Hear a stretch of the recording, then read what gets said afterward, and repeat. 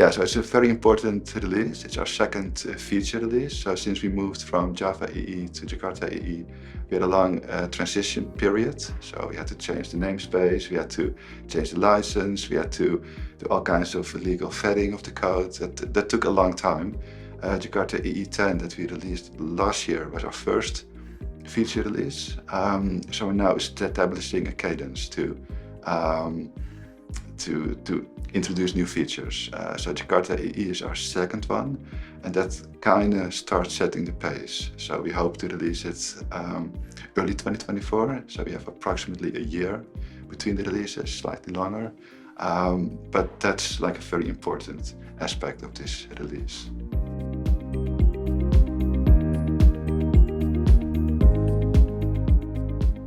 Yeah, so basically what I just mentioned, so Jakarta EE 8, 9, 9.1 and 10 were part of the transition. So specifically 8, 9 and 9.1. 10 was the first feature release, and this one is specifically the second feature release, for the first time setting a pacing between the releases.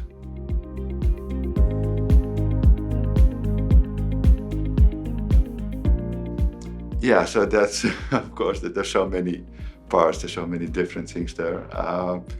So I'm myself mostly involved with security, so I'll name one of these. So I'd like to go into something we call identity stores, which is a security feature where you very precisely can set kind of authorization rules. So in security, basically you have access to something, like you're in a user group, and if the user group has access to a file, then you get access to it.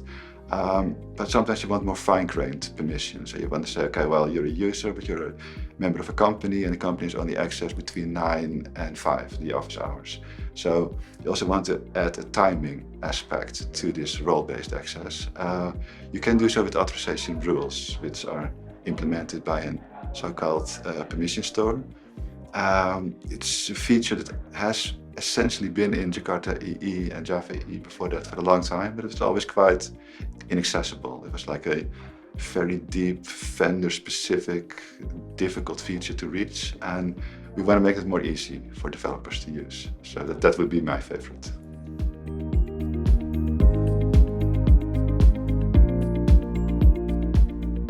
Yeah, so something I really hope for is to, besides the feature I mentioned, is to have a more unified platform. So until recently, and it's always been a kind of an issue with Java EE and Jakarta EE now, is that we have a combination of multiple component models. So we have the servlet model with the EGB model, the JAX-REST module, currently called REST, and they kind of interact with each other. So the interaction is specified, but they're all different still. So we're moving to CDI, become a CDI first platform, so everything can be applied to each other almost in an arbitrarily fashion. There's still a lot of work to be done there, but that would be one of my highlights for this release, to continue that path.